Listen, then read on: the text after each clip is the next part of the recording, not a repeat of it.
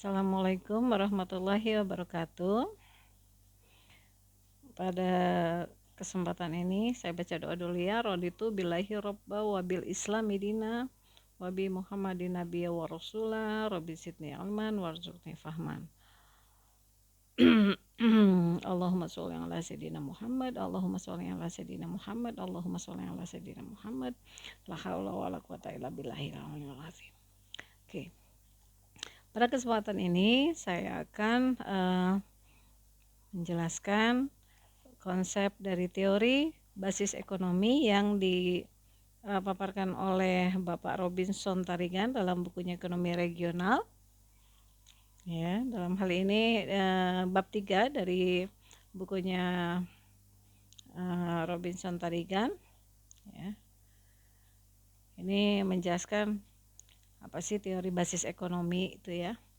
Nanti saya akan memberikan beberapa contoh dari model pertumbuhan ekonomi di beberapa negara ya, yang kemudian sektor ekonomi yang dibangun itu merupakan basis dari ekonomi wilayahnya. Ya. Dalam teori basis ekonomi atau economic base theory ini mendasarkan pandangannya bahwa laju pertumbuhan ekonomi suatu wilayah ditentukan oleh besarnya peningkatan ekspor dari wilayah itu. Nanti ini membahas tentang sektor-sektor yang tentunya lebih spesifik adalah komoditas dari sebuah wilayah yang dikembangkan dalam perekonomian yang menjadi basis dari ekspor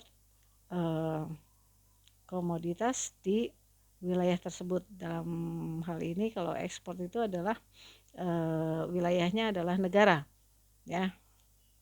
Kalau kita bicara ekspor itu adalah sebuah transaksi perdagangan internasional. Jadi internasional itu antar negara, namanya international. Ya. Kegiatan ekonomi dikelompokkan atas kegiatan basis dan kegiatan non basis. Ya. Apa itu kegiatan basis?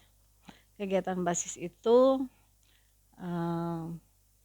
adalah kegiatan sektor ekonomi dalam sebuah negara yang orientasinya adalah untuk menunjang kegiatan ekspor. Ya, tentu yang menjadi tujuan dari dikembangkannya ekspor, dilakukannya ekspor adalah agar negara tersebut mendapatkan nilai output yang lebih besar dibandingkan jika komoditasnya atau produknya dijual di dalam negeri. Kalau dijual di luar negeri, diharapkan nilainya menjadi lebih tinggi dan menjadi keuntungan bagi negara tersebut yang akan memperbesar posisi neraca perdagangan ya. Kalau yang non basis itu untuk pemenuhan kebutuhan regional aja ya. Hanya kegiatan basis yang dapat mendorong pertumbuhan ekonomi wilayah. Hanya kegiatan basis yang dapat mendorong pertumbuhan. Dalam arti pertumbuhan itu adalah pertumbuhan yang namanya pertumbuhan berkembang ya.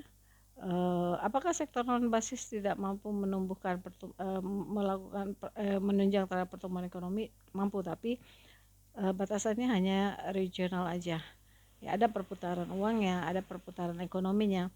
Namun kalau basis itu menarik banyak uang dari negara-negara lain sehingga memperbesar nilai output ya yang ditunjukkan dari banyaknya jumlah uang beredar yang terjadi di negara eksportir itu akibat dari menjual barangnya ke luar negeri. Hal ini akan dijelaskan pada uraian berikut ya. Jadi mengenai nilai tambah dikemukakan oleh seorang petani ya yang menanam jagung, kegiatannya menciptakan nilai tambah dan mendorong berbagai sektor lain untuk berkembang. Analisis yang bersifat mikro ya bisa ditunjukkan dari pengalaman seorang petani, misalnya petani jagung ya, bagaimana proses nilai tambah itu terjadi, dan proses nilai tambah yang mampu menunjang terhadap kegiatan ekspor atau melakukan ekspor komoditas berdasarkan permintaan yang bukan sekedar meliputi bahan baku ya. Dalam kondisi pasar tertutup, bertambahnya produsen atau produksi yang tidak bersinergi dengan bertambahnya permintaan lokal dapat membuat harga menjadi turun. Apabila harga jual berubah turun, nilai tambah dari kegiatan juga akan turun karena laba investor atau dari petaninya berkurang. Namun kerugian bukan hanya diderita oleh para petani itu sendiri, karena petani lain yang sebelumnya telah aktif pada kegiatan itu ya, misalnya nanam jagung tadi, menderita penurunan nilai tambah atau laba masing-masing berkurang. Hal ini berarti nilai tambah total belum lagi meningkat belum tentu meningkatkan, bahkan bisa menurunkan apabila petani sudah menderita kerugian tetap meningkatkan produksinya. Jadi konsep nilai tambah itu menjadi penting, menjadi sentra bagi keberlangsungan dari pengembangan sektor basis ya, karena melalui penciptaan nilai tambah itu, maka nilai dari outputnya akan berbeda jika masih dalam bentuk raw material ya. Kalau misalnya contoh komoditasnya adalah jagung ya, apa bentuk raw materialnya? Raw materialnya adalah butiran jagung ya, butiran jagung yang belum diolah.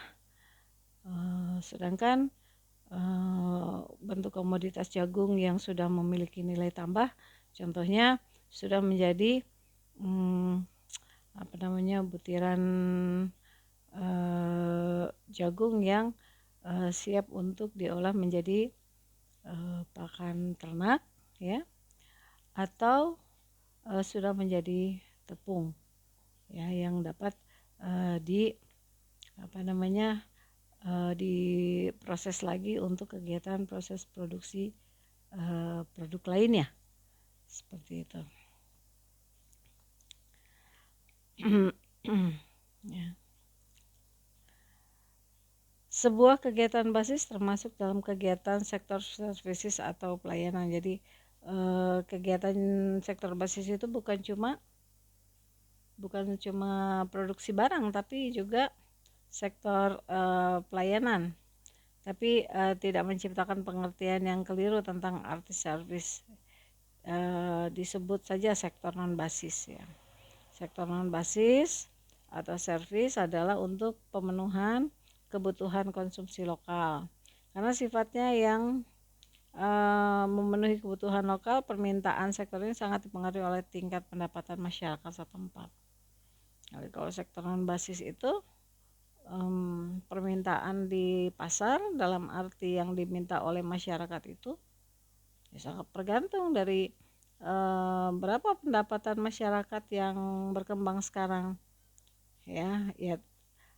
Konsep demand supply-nya berlaku ya. Supply dalam arti berapa yang mampu diciptakan produknya atau komoditasnya, kemudian demand-nya berapa yang diminta. Namun dalam konsep demand supply pada awalnya memang pada konsep perekonomian pasar persaingan sempurna itu diyakini ya oleh ekonom klasik bahwa setiap supply itu akan menciptakan demand. Ya, berapapun supply yang ditawarkan akan ada demand-nya. Namun pada kenyataannya supply itu sangat bergantung pada berapa demand yang muncul, ya, berapa permintaan yang dibentuk oleh masyarakat. Dan permintaan itu kemudian dari permintaan itu baru kemudian supply-nya dibentuk, ya. Apakah supply-nya mampu memenuhi demand? Apakah supply-nya tidak mampu memenuhi demand? Kenapa supply tidak mampu memenuhi demand? Salah satunya adalah bahwa permintaan yang dibentuk oleh masyarakat tidak menciptakan nilai atau harga beli dari masyarakat yang sesuai seperti yang diharapkan oleh produsen, sehingga produsen kemudian membatasi dari supply-nya, seperti itu. Ya, itu konsep dari demand supply yang berkembang, ya.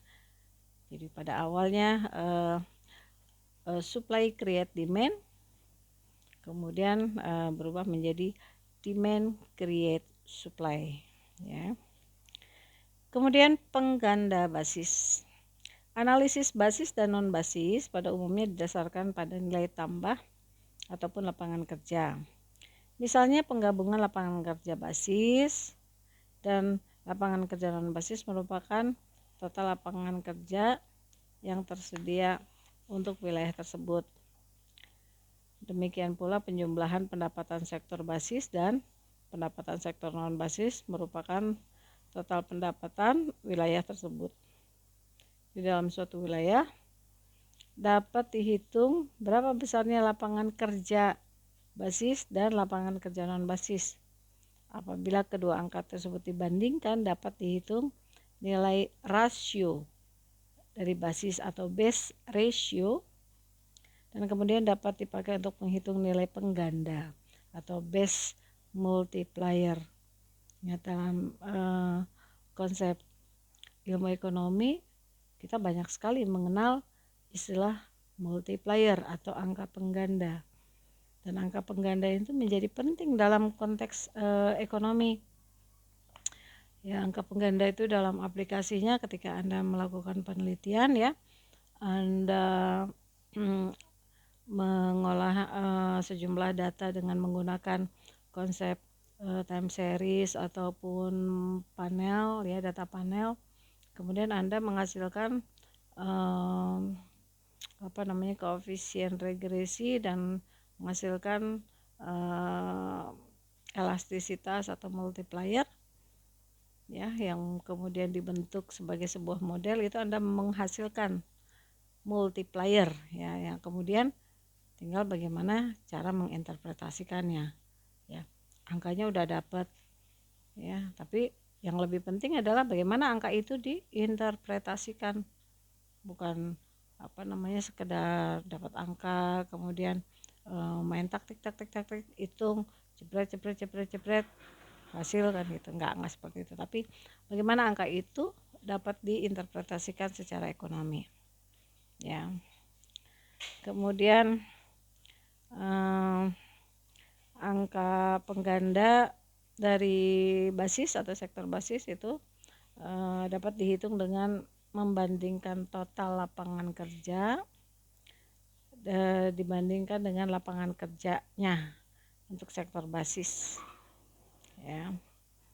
Nah, kalau misalnya ada kan namanya angka perbandingan, misalnya 3.000 banding 1.000, berarti kan 3.000 per 1.000 itu sama dengan 3. Apa artinya? Artinya setiap pertambahan lapangan kerja basis sebanyak 1 unit itu mengakibatkan pertambahan lapangan kerja total sebesar 3 unit. Nah, jadi angka pengganda itu dia memiliki makna dan interpretasi perubahan dari dari besaran sektor basis terhadap totalnya, seperti itu, ya. Nah, Anda bisa lihat di di uraian yang ada di bukunya Robinson Tarigan ya.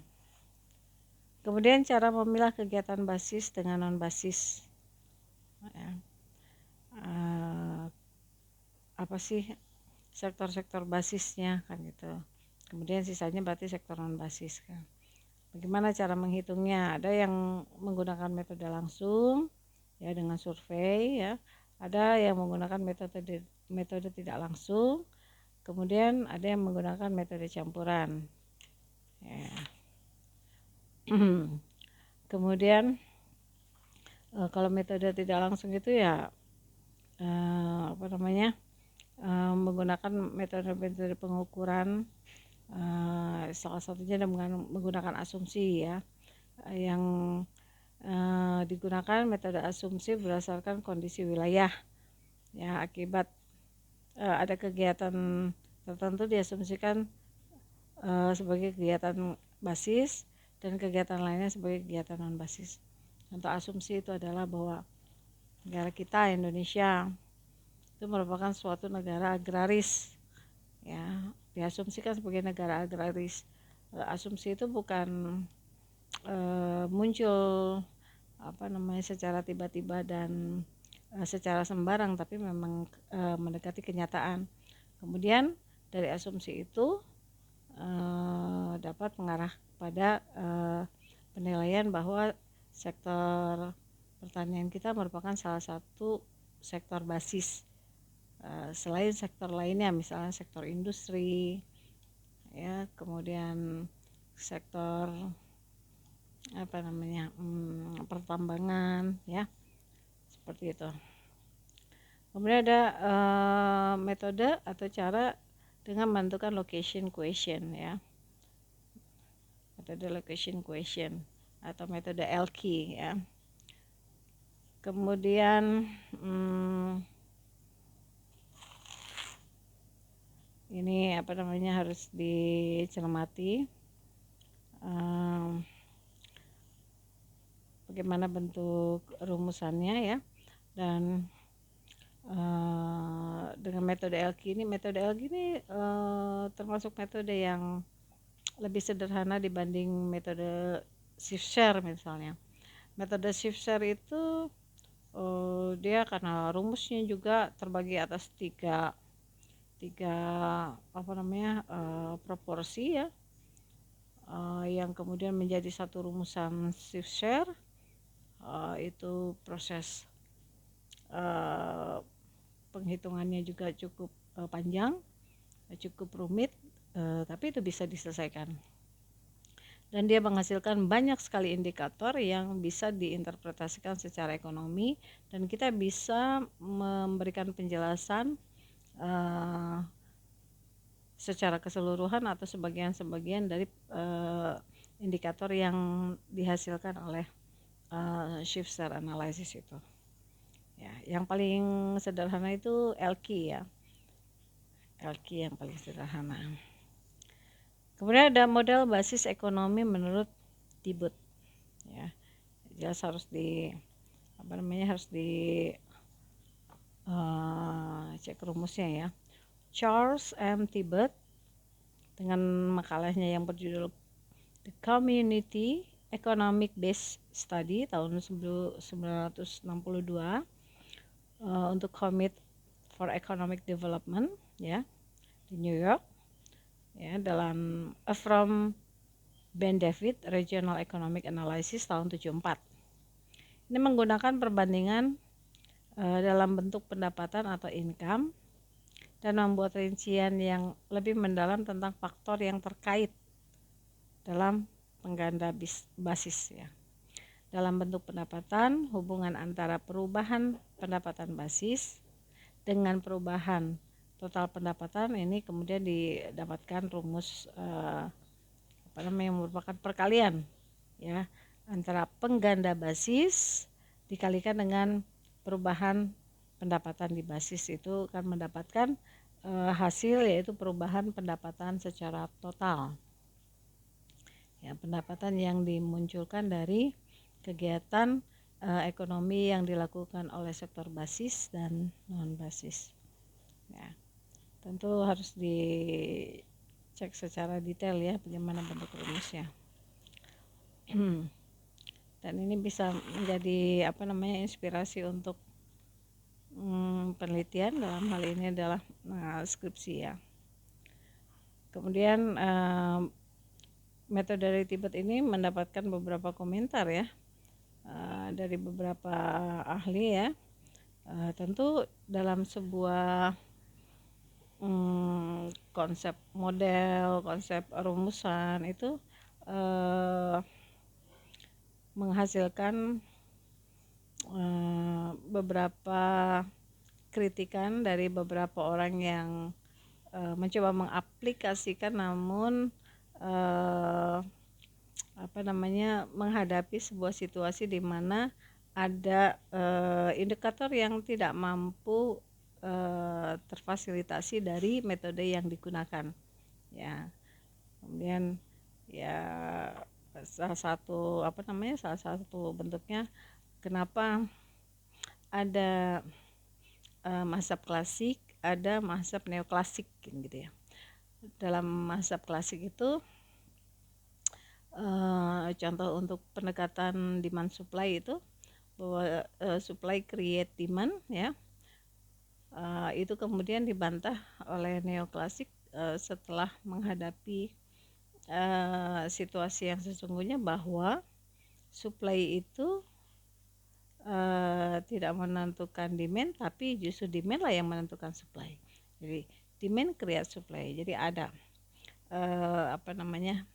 ada kritik yang disampaikan terhadap mazhab klasik yang melahirkan mazhab baru yaitu neoklasik ya.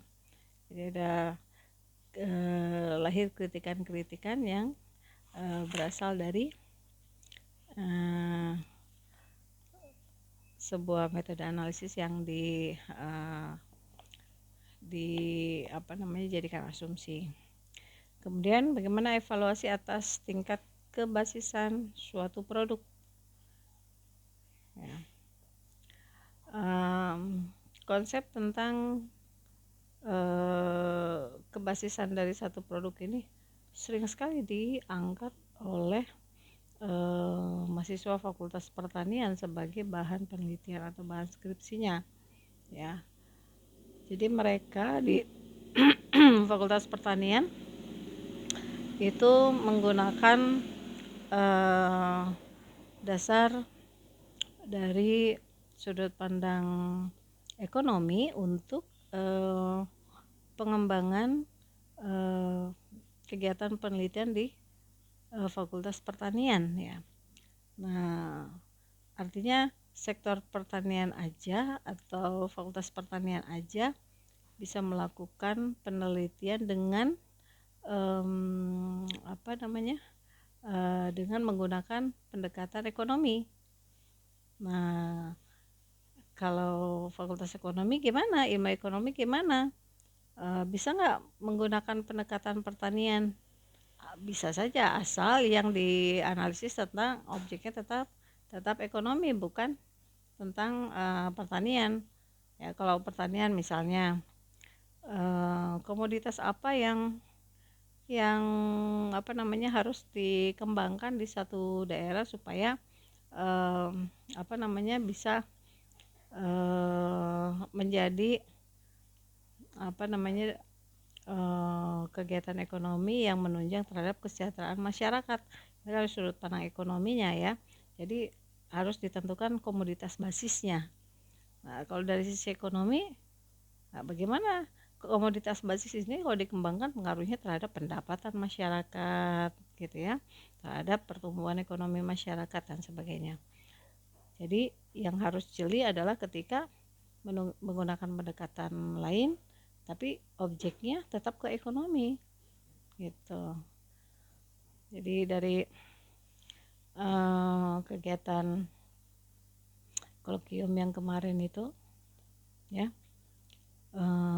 saya melihat banyak sekali mahasiswa yang objeknya justru ke sosial objeknya ya. Misalnya analisisnya tentang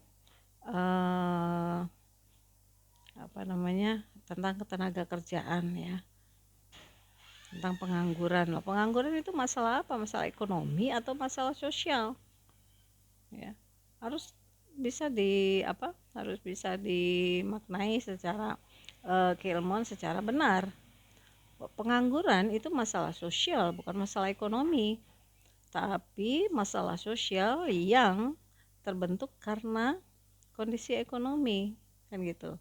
Apa kondisi ekonomi yang membentuk itu? Itu adalah ketersediaan lapangan kerja, ya, kemudian berapa besar investasi yang dikembangkan oleh wilayah itu yang dapat berimbas kepada berapa tenaga kerja yang diserap, kemudian berapa pendapatan yang dibentuk di wilayah itu sebagai pendapatan wilayah atau pendapatan regional, ya, upah regional, ya, berapa tingkat upahnya dan sebagainya. Tapi objeknya jangan jumlah jangan jumlah pengangguran, karena jumlah pengangguran itu analisisnya sosial, ya. Analisis ekonomi memang multidimensional, ya, artinya terkait dengan banyak keterkaitan ilmu, ya, ilmu hukum sosial, ya, bukan pertanian, tapi objeknya harus ke ekonominya. Jadi analisisnya harusnya bagaimana pertumbuhan pendapatan masyarakat akibat dari baru masalah-masalah sosial, gitu. Ya, ini harus bisa dicermati, ya, sama mahasiswa. Soalnya kebanyakan proposal yang disampaikan itu ya seputar itu, ya, masalah sosial.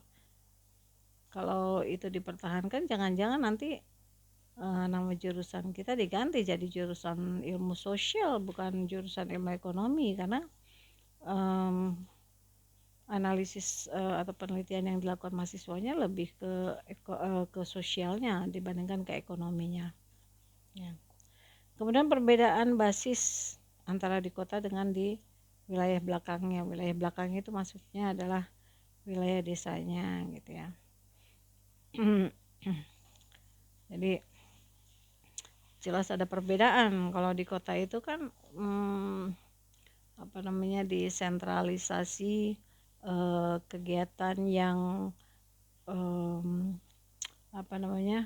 yang secara umum disebut sebagai manufaktur, ya.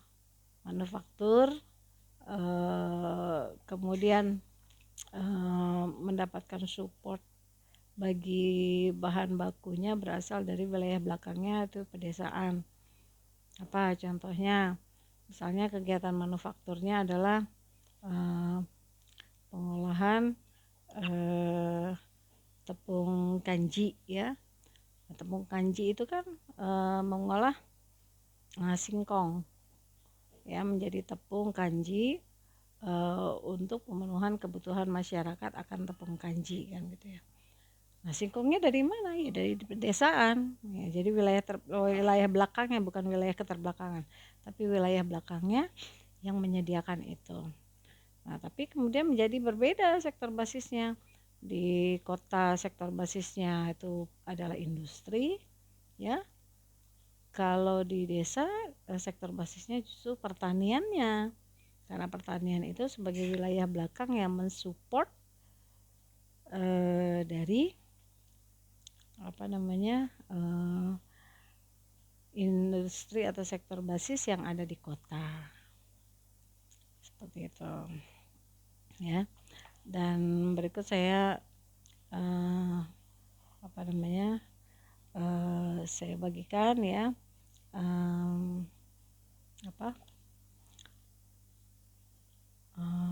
kalau Anda sudah punya buku Robinson tarikannya bagus, ya, tapi saya punya bentuk PDF-nya dari setiap bab yang dituliskan oleh Robinson Tarikan. Tapi kalau untuk buku yang dari Safrizal, ya, sebaiknya punya, ya. Di situ Anda dapat lihat rumus-rumus yang diberikan oleh kedua penulis untuk menghitung tadi sektor basis, YLQ, kemudian angka pengganda, termasuk bagaimana cara menginterpretasinya. Itu saja untuk kesempatan kali ini ya. Nanti bahannya silakan Anda baca sendiri secara detail ya, dan dijadikan sebagai bahan referensi untuk pengetahuan Anda, dan kalau bisa dijadikan sebagai bahan untuk penelitian itu juga bagus. Baik, saya akhiri saja. Billahi taufiq wal hidayah. Assalamualaikum warahmatullahi wabarakatuh.